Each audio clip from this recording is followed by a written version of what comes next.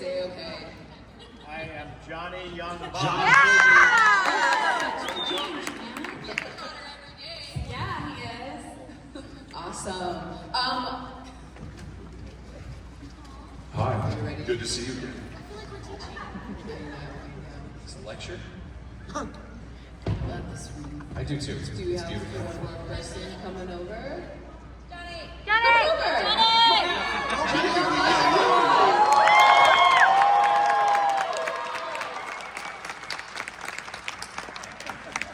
Hello, you made it. Thank you so much for joining us. So first off, can we get a huge round of applause for everyone here?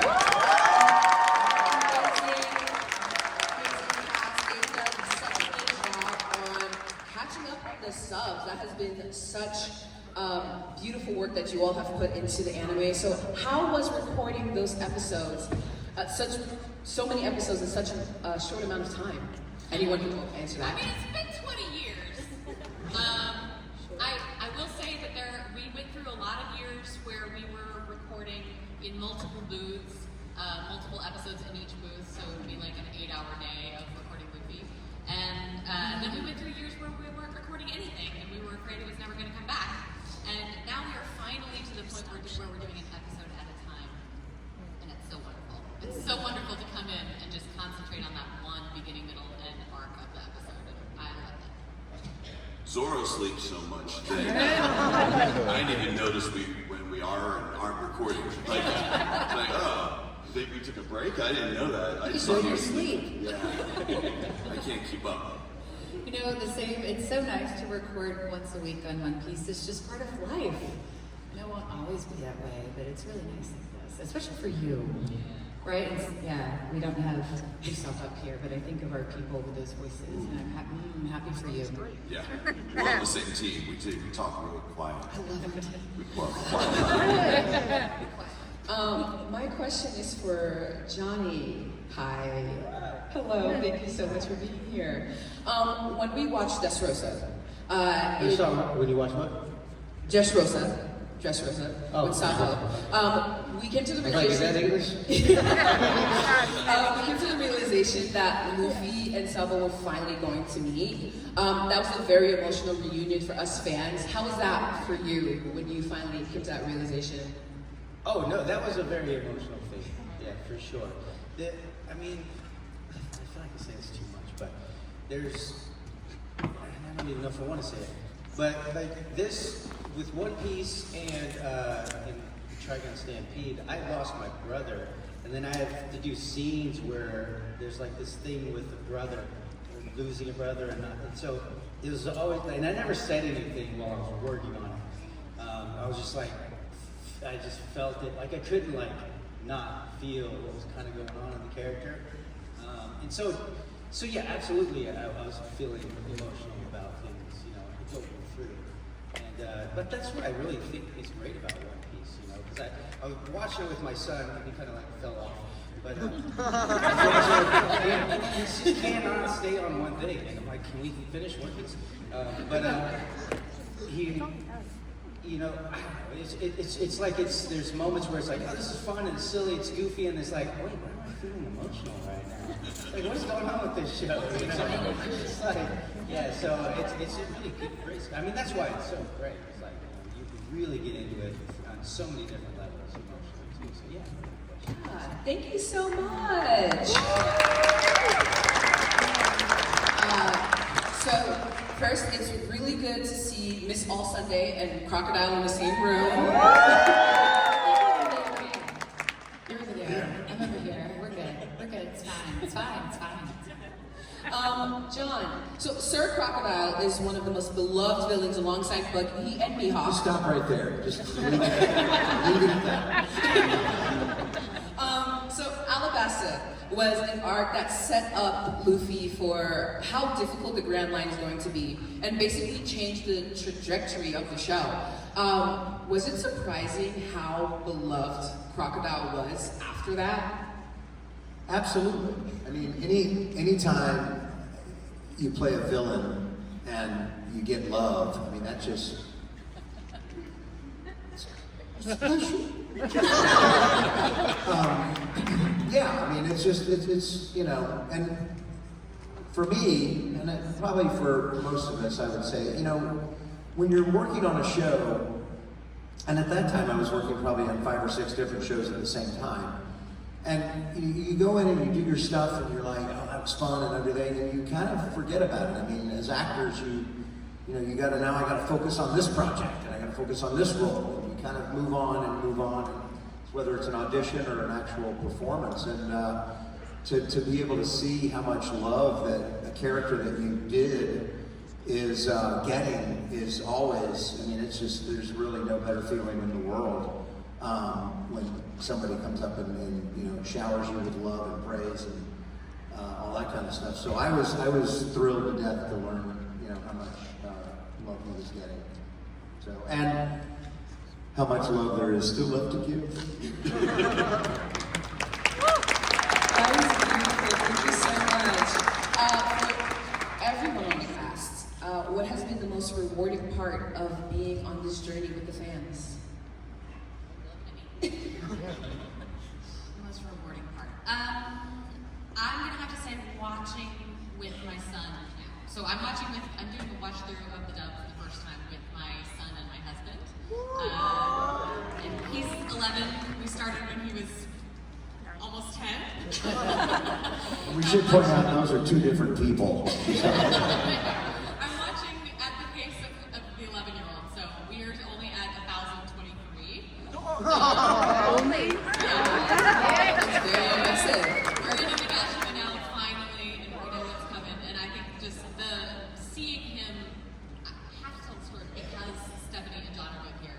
I remember when we were first starting, or like in the early days, and he was gung-ho. He wanted to watch it all the time. And we got to our hotel, and he wanted to watch it in the room. He didn't want to go out and do stuff. And we were watching, and you know how in Alabasta, or wherever it is, you see Robin on the crew in the opening before you actually know she's on the crew. Yeah. So he knew her as Miss All Sunday.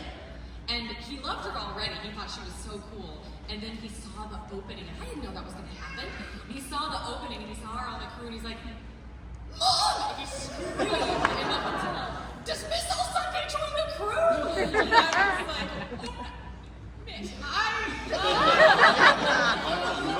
He was so happy, and just that joy has never stopped, and it moves from thing to thing. And those moments are so the best thing. And I've known him since forever. Yeah. And that means, I think we all have those moments with our children. I took from these guys, they've been watching with their family from these 2, and my son who's around the same age, we've just gotten on board, and I'm totally holding him back. We're in Skypea. It's good. We're gonna get there. But I heard them sharing all these moments with their kiddos, and I was like, well, I want to do that when he wants to. And so we started watching, and the cool thing has been hearing y'all do your work. I'm not a director at, Funny Crunchy, and I don't hear people as much. I watch some, not as much as I would like, but hearing everyone in the show, I'm like, my friends are so talented. They're so good at these roles. That in our text thread is like the best. You know, that's very sweet that you all get to share those moments. I walked into my son's room one time and he was watching something on his phone. And I said, what are you doing? He was 15. You know, what are you watching? Anime. You have to spell it out a little more. And he goes, I'm watching One Piece. And I go, oh, your old man plays Crocodile. He goes, yeah, I'm watching the Japanese version.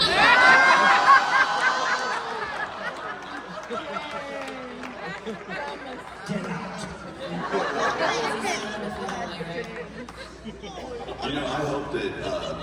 I hope that the love for Crocodile does finally reach my daughters. They were so terrified of Crocodile. They didn't like Crocodile at all. And they were the nicest human. And he sent some pops to the house, signed to them. And I was like, look what you got. And they're like, we don't want those. We did not want them out on the counter. Like, he sits on the lowest shelf. They didn't want to see it. They did not like him. Because he's the first, real threat. That's such a good compliment, though. That's awesome. That's great. I'm gonna do this back. That's okay. Jonah, I am 6 foot tall. I am in the unique position to be that kid who grew up watching. You're John's son? Yeah, I'm John's son. I wasn't watching One Piece. I was and still am that kid who grew up watching One Piece, you know, as it was airing in English, you know, watching it with cereal and my dad and my mom and the dog and everything. I was watching, completely off topic, but Trigun is my favorite anime, and I get to sit next to Johnny on this panel. But yeah, watching Trigun, watching all sorts of, you know, older anime and being like, yeah, you know, it would be really cool to do that one day and play in that space. I do a lot of like tabletop gaming and role playing, and getting to play in, you know, on the Grand Line in the One Piece world is literally a dream come true. So even just sitting up here, I'm like, oh my god, this is really cool. But it's what I do now, and these are my coworkers, and it's incredible. It's honestly wonderful sharing this creative space with these people who are like really skilled at their craft, and you know, not putting them on a pedestal, but like working with them and off of them is just, it's second to none, guys. I highly recommend it if you haven't been. Thank you again. You're welcome. I remember, I think it was last year at this panel, and Gold Roger, the guy, I forgot his name, Sean, thank you. I think it is. He was sitting kind of in that general area over there, and when he did his line, like, I was like, oh man, like, you want my treasure? I'm like, oh man, I'm feeling this. I don't know if you all were here last year, but I didn't expect to feel so much over like the intro to the show, but it was awesome. It was so good. Jonah, this is for you now. Okay. If you could take Katakuri to one of your favorite cafes that serves donuts, where would you take him? Oh my gosh, I would take Curry to Randy's Donuts. Yeah, it's an institution. It's a fantastic place. They're great. Or Voodoo Donuts is another institution that is a diverse option. I feel like he may be, for the first time in his life, intimidated by the choice. And yeah, there's a lot of really great donut shops too, because like I live in the Valley in LA, and I have another place in Texas where I go and record for Crunchyroll, and both places have this like, I guess it's like a bakery culture where it is immigrants that come in and get a license to do like, oh, we're gonna do donuts, we're gonna do coffee, we're gonna do just the people that live on this block, right? And it's a place for people to gather and come and have a good time and share stories and talk about what's going on locally. And it's not a Starbucks, it's a nice safe space that you can get a free coffee if you get in and buy 2 donuts, and they're running low on the donut holes, so they'll throw in like 6 or 7 more extra donut holes for you just because they got them on hand, and it's almost 3 o'clock, so nobody's gonna be ordering donuts, so here you go, right? So yeah, I would take him to one of those like local places that's immigrant owned and has like a history there and things for him to learn. I love that in another universe, that is totally what Katakuri is doing. Baking in one of those big donuts. Also, you were my son's favorite villain. Oh, let's go! So this will be my last question, so you are more than welcome to start lining up with your questions. Again, make sure you have 2 questions available. Please keep them to anime only, so we can keep it spoiler-free for our fans who have not read manga. For my last question, this is going to the Straw Hat crew. The Straw Hats have been on such a journey. It's been amazing seeing how far you all have come. And I know Oda says we have about like 5 more years left. That was 6 years ago. That was 6 years ago. To One Piece. Through all the arcs that you've been through, which one was your favorite to record? See, those are 2 different questions. Favorite to record and favorite to watch are 2 different questions. Okay, and I would take both. Favorite to record, Thriller Bark. Yeah. Favorite to watch, Water 7 Eddie's Lobby. Until Egghead. Now Egghead, I think, has taken over because it's so good. She wanted to live in everything. I'm like, Colleen get that answer before. No, I mean, yeah, Eddie's Lobby, Water 7, of course, favorite. Like, life moment. And then, Wano. Yeah, I'm also kind of a Water 7 and A's Lobby guy to watch. And because we haven't watched all of it yet, but my daughters and I have only made it to about 600 something, I can't remember. I lose track because we got sidetracked. They're finding other anime, which is becoming a problem. They're like, oh, what other anime are out there? I'm like, let's try them out. Let's see, but yeah, I'd say Wano was probably my favorite to record with Zoro so far. Do you all have your favorite arcs? Water 7 and Wano are probably my favorite to watch. I'm only in Whole Cake so far, but I also did like random Marines and a couple of other arcs, so like that, I guess those were fun to record too. Awesome. What side would you like to start? This side. Okay, we're gonna go 1 and 1. Yes. So we'll start right down here. Oh, I don't know. Your mic is on. I'm gonna get this guy a working mic. Rats. So wonderful weather we're having right now. Why don't you take my mic? Yeah, project. Be Luffy. Yeah, you're right here. What's your favorite moment and why? What's our What's your favorite favorite moment and why? My single favorite moment of the entire series is Luffy pushing the zombie back in.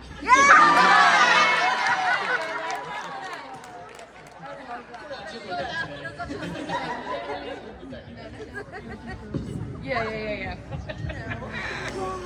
There's so many great moments. I've said this before, and so you're gonna think I'm just catching cues from the audience. But when Sanji is writing the letters from the Isle of Women,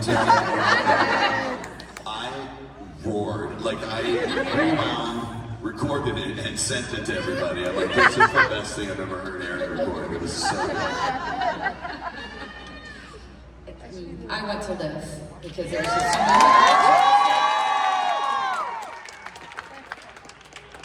One thing that really resonated with me with One Piece is the way that they do comedy in like a slapstick kind of way. And so any sort of slapstick comedy that is juxtaposed by a very serious like cutaway, those are always my favorite moments of One Piece. And other than that, getting to like Katakuri was one of the few characters that got to like divine a future for Luffy. So getting to like talk about that and be the person who delivered that line and you know, that was something else, man. Super cool.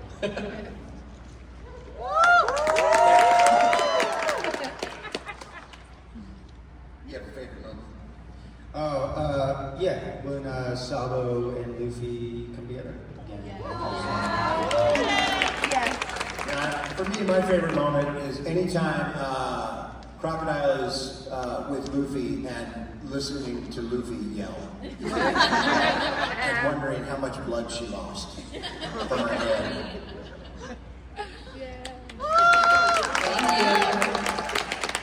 Five most painful parts of the series.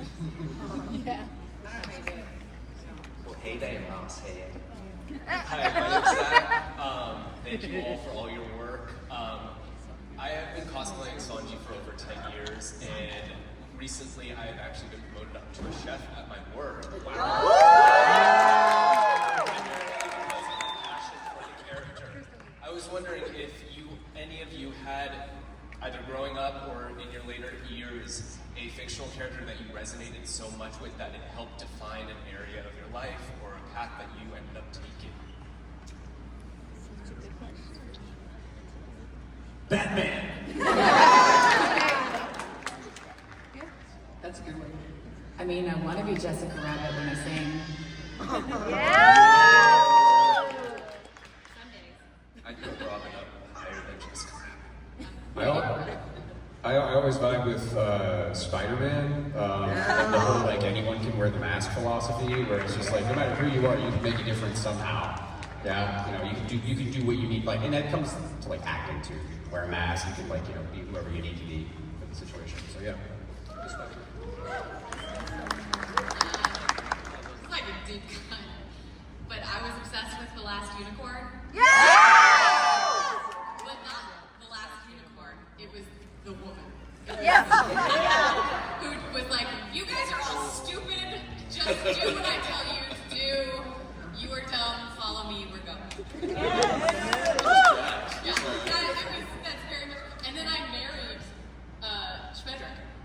That is us as a couple, is it not? Yes, it is. 1,000%. Awesome. Thank you so much. Is the mic? So I have a question. Just speak a little louder for us, okay? I had a question for the entire cast. How do you guys feel that your roles would have impacted the series had you guys played in Marineford or the War Arc? Repeat that one more time. How do you guys think your roles in the story would have impacted the way the War Arc turned out? Like if you were there. I don't need I'm dumb. I'm Zoro. I know, don't. I feel like General Katakuri would have commanded a bit of presence, you know? He would, he's got, he's a leader. Yeah. Yeah, if you guys But yeah, I feel like he would have, stepped up to become a leader in some way.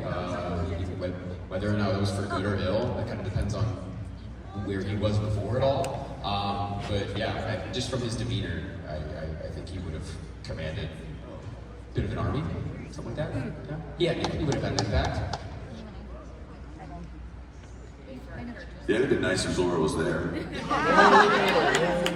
probably would have got lost. You're right, I could have grabbed Ace. You know, sometimes I often wonder, the show would be over too soon if she did some things with her hands. Like fresh organs or something would be done. And I don't want that. My husband and I say that all the time. We'll be watching and be like, Rob, okay, just let's be done. But we don't want to be done. No. Right. Well, no. Thank you so much. Just speak a little bit louder for us, okay? Is it better? Yes. Awesome.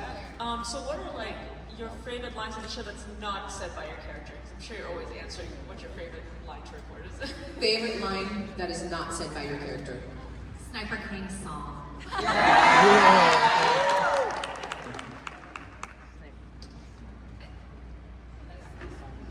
The Sniper King song really did resonate in our house. Like that, we still play. My daughter will still throw on. She's found this station that has like soft, easy listening versions of the song. And yeah, and so occasionally,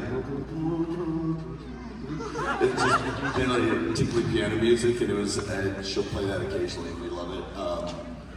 I don't know. What's it called? A line that we loved in our house was also, what did you say? Do you poop? Or would say, yes, do skeletons poop? It was another one. I think I Want to Live really resonated with me, and that just came out, it didn't come out of nowhere, but it definitely was like, it smacks you in the face. And that was one of the moments where I was like, oh yeah, this show has an emotional core to it. There's something that's driving it. So.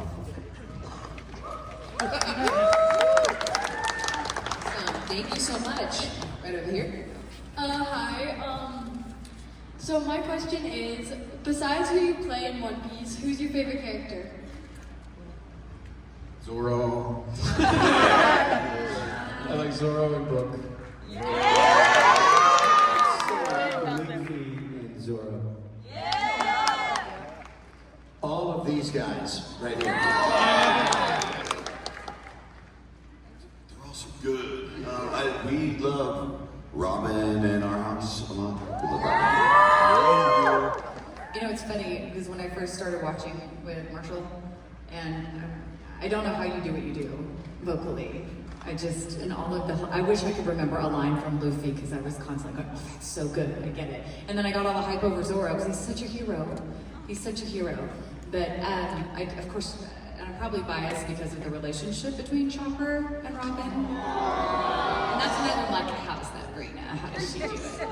But I just love the sweetness between them.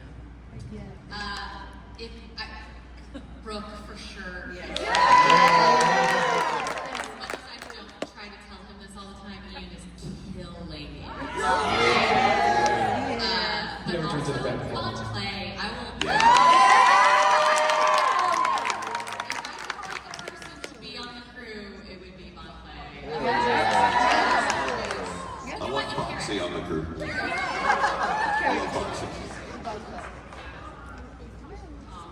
Thank you so much. I feel like this is a bit blasphemous for me to ask, but as someone who has never watched an episode of One Piece, I know. Save your gasps, okay? I've heard it before. As someone who's never watched an episode of One Piece, never read a manga, never saw whatever, what is your elevator pitch to me and others like me who have never been indoctrinated into the grand line?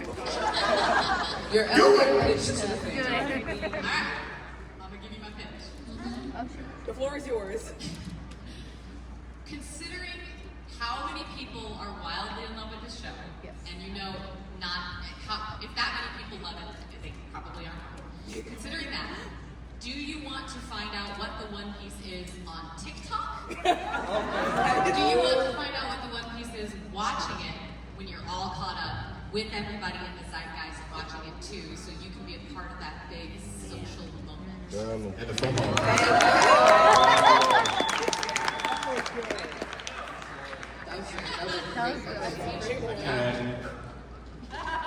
Imagine a show like Dragon Ball, except where all the characters have Vegeta's cool backstory.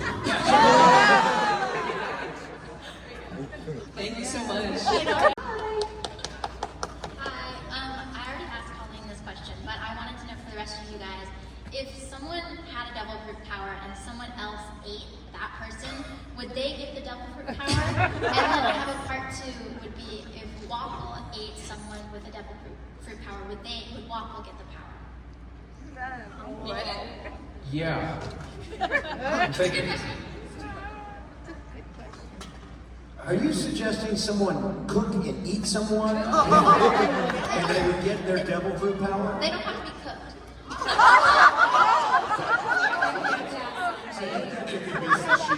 Because if you cook it to the wrong temperature, it could affect if the devil fruit's effective or not. So, you know. I don't know if I'm right on this, but so Katakuri turns into mochi, like he in some weird like alchemical way turns into an edible product, and I think Luffy in our fight bites him at one point, and he doesn't. I mean, Luffy already has mochi powers, but like I guess if somebody ate Katakuri, that would technically be both moral, maybe delicious, and it may give you superpowers. It's still up in the air, but I feel like he turns into an edible thing. It would have changed the story a lot had the crew actually eaten Chopper.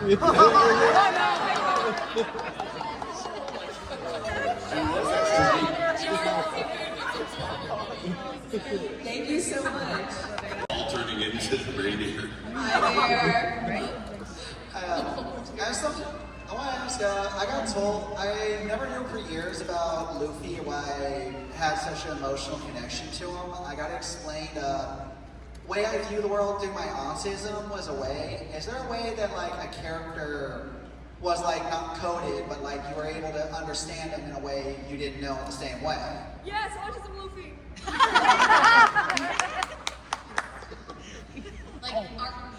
Do we think there is a character who is on the spectrum who's in the show? But like if somebody that you related to, but like you didn't understand why, and it's because when you had something talked about with you, you understood it all of a sudden.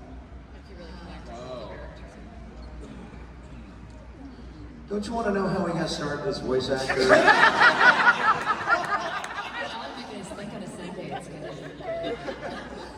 He's saying that because that's normally the question we get asked, and we all roll our eyes like, oh, you can look that up. These are very interesting questions. I feel like this is college level questions today. Good job, Pasadena. Yeah. This is taking it for a walk, but when I was recording Wolf Children, I played the mom in Wolf Children, and I was very pregnant while recording that movie. So I did not yet have the experience of being maternal, but I think in watching the movie and like having my first stirrings of that feeling of protection and love, I definitely related to the moment more than usual, and I was a little bit more invested in those emotional moments. Does that count? Yes. Definitely. Well, it is. It's a thing. Same thing when I voiced Olivia, Robin's mom. and children were around, there was a whole different level of connection there that kind of hits you out of nowhere. You're not expecting it, and you might get even more emotional about things because it just, it's visceral. Thank you so much. Hello. Yeah. First of all, I want to start off by speak a little louder. Testing. That work? Okay. I want to start off by giving everyone on this panel their flowers. Just thank you guys for your hard work and dedication.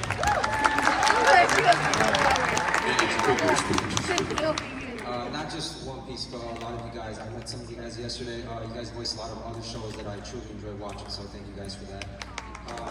This is a personal question for Chris. It's a bit long, so bear with me. So I'm a small content creator. Specifically gaming, right?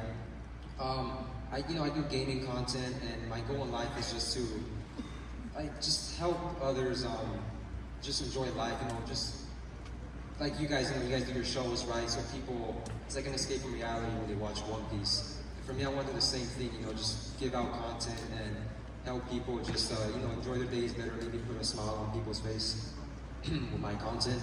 So my question for you, Chris, is how can I stay motivated and dedicated in chasing my dream, even when sometimes I don't see the growth I want, or sometimes it feels like it's all down, like no growth. What are some words of advice you have, Chris? Wow, man, this is a heavy one. Well, just know that someday you're probably going to have kids, and it's going to make that job a lot harder. So do it while you can. And I think the best thing you can do is just find community in it. This job that we were doing was really hard. All of us up here, except for Jonah. Yeah. Just kidding. But all of us up here we're really old, and we were working on these shows before there was any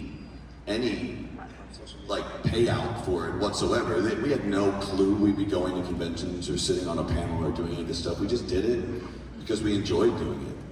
And if you love doing it, that should hopefully kind of push you through. Don't worry about the end result of it, because if you just keep, kind of chugging away at it, it will reward you in some way or another, and you're going to get great at that skill, or you're going to figure out something else to do, So,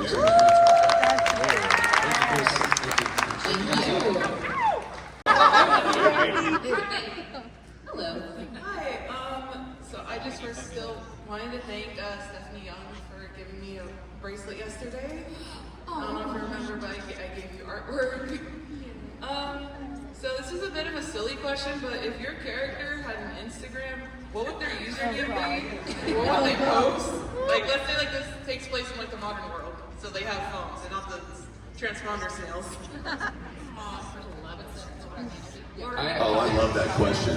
I have a very specific answer, and hopefully you guys will understand what I'm meaning. You know that sexy dude on TikTok that makes donuts?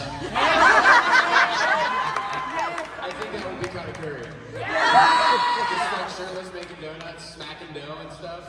You haven't seen it. It's hilarious. Just get to the audience. Go look. I don't want to say I'm old, but what is Instagram? Is that where you get a package within 24 hours? I could answer that question for every character. Luffy's would be username.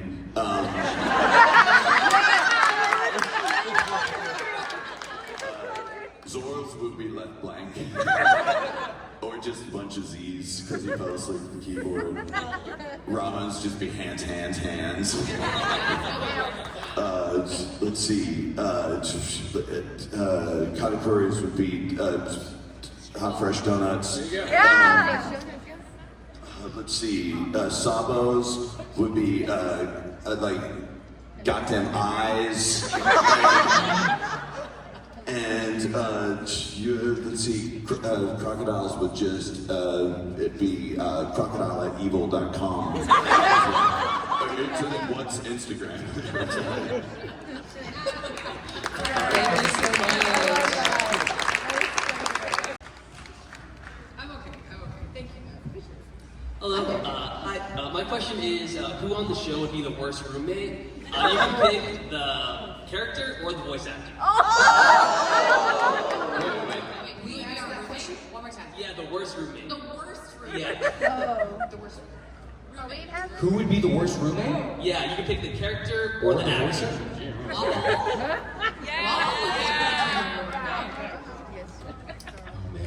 Buggy would be a bad roommate. Oh my gosh. I read something about the Straw Hats and how often they shower and bathe. Luffy and Zoro would smell awful. As a woman, Brooke would make a terrible roommate. Do you think he'd ever get tired of it though? Like once he saw the panties enough? Just buy him a lot of panties and then when he asks for them, give them to him. Sign him up for a box, like a panties box. Awesome. Thank you so much. Hi there. So my question is for everybody. If you were to spend a day, it could be with your character or any character in the series, what would you guys do for one day if you spent a day with them? If you could spend one day with your character, what would you do with them? I would absolutely want to just find some coffee shop with Robin and we would read books and we would talk. Just like coffee. I just went out and someone gave me this art print with her cozied up with a cup of coffee and then her hands had all these books and there was candlelight. History books. History, yes. I was like, I want to be there for that. We're shutting And it's down raining Brazilian outside. Steakhouse. We are shutting down Brazilian Steakhouse. We are putting them out. I feel like Katakuri doesn't like people watching him eat donuts, so I probably wouldn't take him to go get donuts. What I would do is have him teach me what he does when he trains, and then that'll be my goal, right? I'll put that up on my mirror every morning and be like, all right, I need to do the 100 sit-ups, 100 squats, 100 I gotta look like that guy right there. He's 15 feet tall, but I'm not gonna be able to. But like, I'll get darn close after a while. I just need to know what he does every day so I can compete. Well, Sabo, we haven't really, at least I don't feel like we've cracked the surface of who he is, really.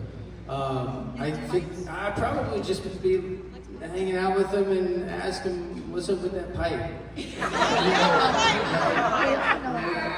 Where'd you get it? Are you a plumber? It's like, and those goggles, what's up with those goggles? And the hat, where'd you get that? I'd just be asking him a bunch of dumb questions, I think, like the whole time. And he'd be sipping some tea or something. Just sucking.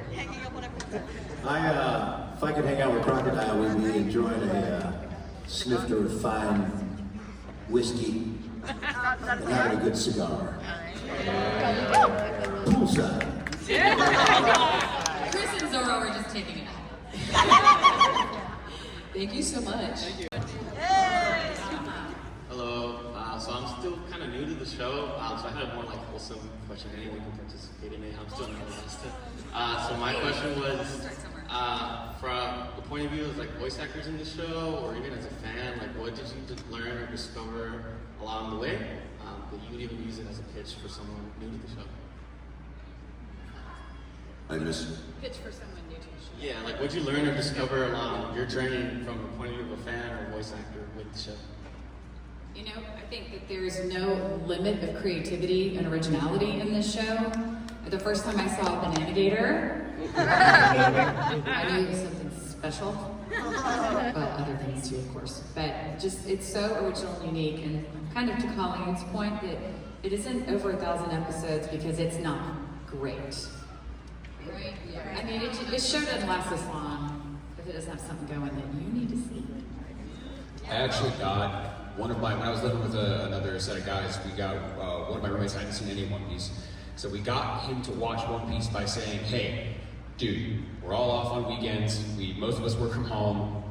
Let's just sit down and Saturday morning cartoon this thing. So in the morning, we get up 10:30 a.m., we get a bowl of cereal, we sit down and watch 5 episodes of One Piece, and then go do whatever we need to do for the day. And we did that for months. and like 4 episodes in, he's just like, all right, I'm locked in. Next, I can't wait for next week. I cannot wait to see what happens next week. And it was good to like get everybody together, like, and then eventually we would get. This was in college, mind you, so we were in dorms. We kept the dorm room open, right? The dorm door open. People would come in, and then on the Saturdays, people would just keep migrating in like magnets. And by like month 6, 7, we had like 13, 15 guys in the dorm on bunk beds watching 5 episodes of One Piece, and it was great. And this was before I was even a voice actor. This was just like, let's watch One Piece. So yeah, it's easier than you think. Once you start, like, again, the community of it all, once you start bringing people in and being like, hey, what's going on in there? You watching anime? Or watching good anime? Okay, let's get in there and let's just say.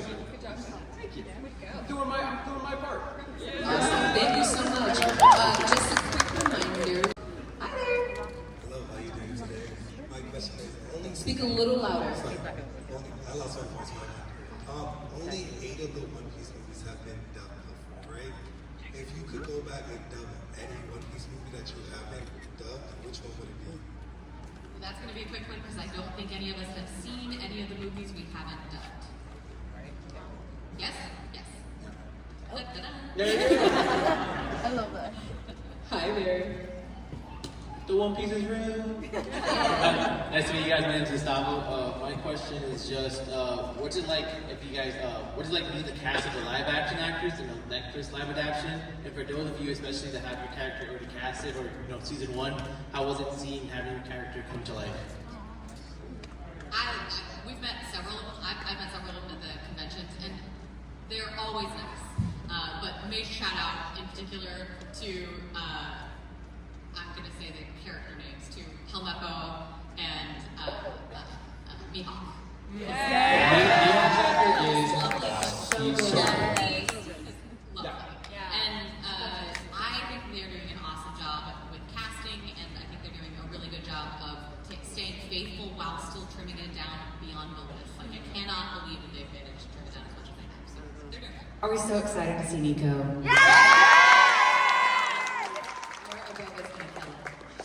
And I was actually, it's funny, I was actually thinking about that question before you said it, so you're welcome.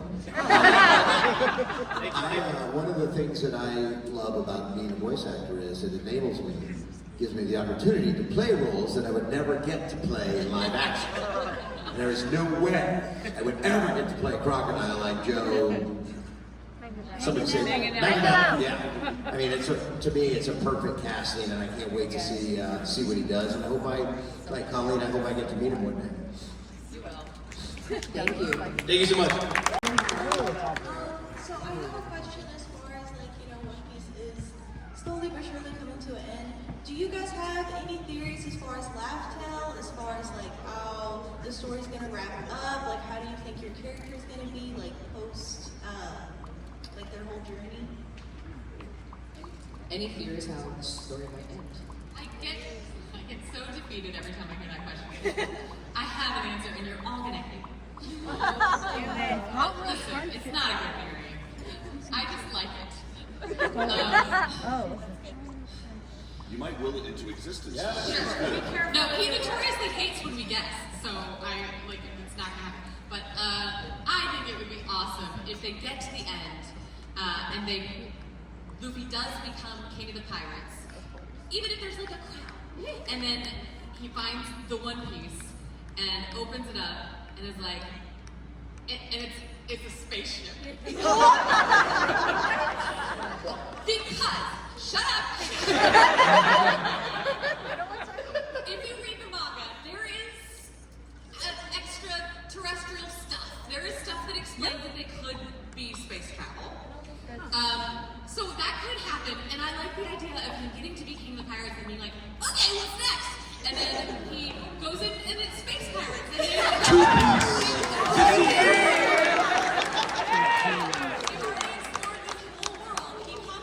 Buggy catches the crown, and now Buggy's king because he fails upward. I like it, even if none of you do. I love it!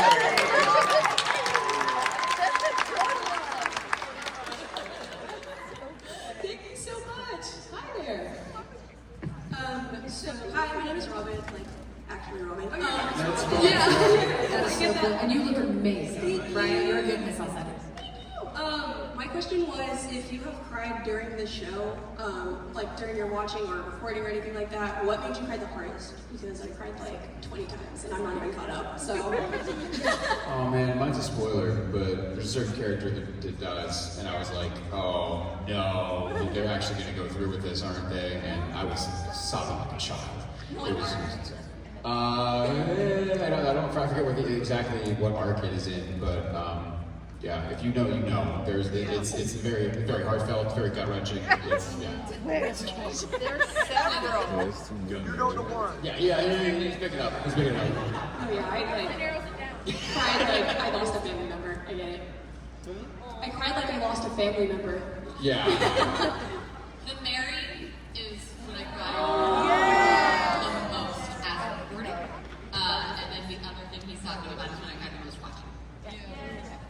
We ugly cried, all of us, except for my youngest daughter who was really confused.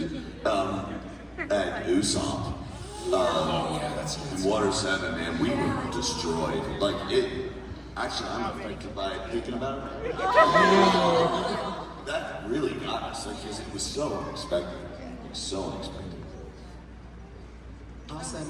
My kid hid under a blanket. My kid was under a blanket. My husband and I were ugly crying, and my kid was under a blanket going, we're ugly crying, and we're all trauma bonding. Well, thank you so much. It's gonna be good, I can feel it. It's gonna be alright. So I host a podcast called One Piece of Trash, where I have voice actors bring to life One Piece fan fiction. Oh my God. And to me, fan fiction is treating characters like actors and casting them in different roles, in different situations. So I was wondering if you could cast your character in a different, like, popular movie. Like, could Luffy lead Die Hard? Like, who would you cast your character as in a different scenario? I would cast Crocodile and Mrs. Doubtfire.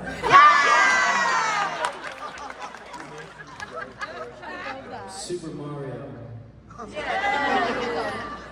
I put Katakuri in The Bear. I think it would just be funny. Nico Robin is James Bond. It should be so easy, and why am I having the hardest time thinking about it? Oh, we're so good at this stuff. Come on, Okay, you all show have up with one. our handles. Twilight. Zoro. Zoro would take it too. Yes. John Wick. John Wick, yeah. Zoro and John Wick. Yes. Luffy would be a good Spider-Man. Anyone can wear the mask. Good night, everybody. Well, thank you so much, everyone, for coming to the One Piece panel. Please round of applause for everyone. And can you tell us where everyone can find you, either on social media or here at the con? I'll be at my table, and I am also on social media, but you have to find me. You'll find me in Dallas at my house, which I won't tell you where it is. That's it. No, thank you guys. This has been fun. Super fun. Yeah, Stephanie and Royce on Instagram and meetings. So thank you so much. You guys are awesome interview. I'll be at my table sign. Come say hi. Thank you. I'll be at my table as well. And thank you, Pasadena. This is the first time I've been here, and I love it. And thank you all for being so awesome.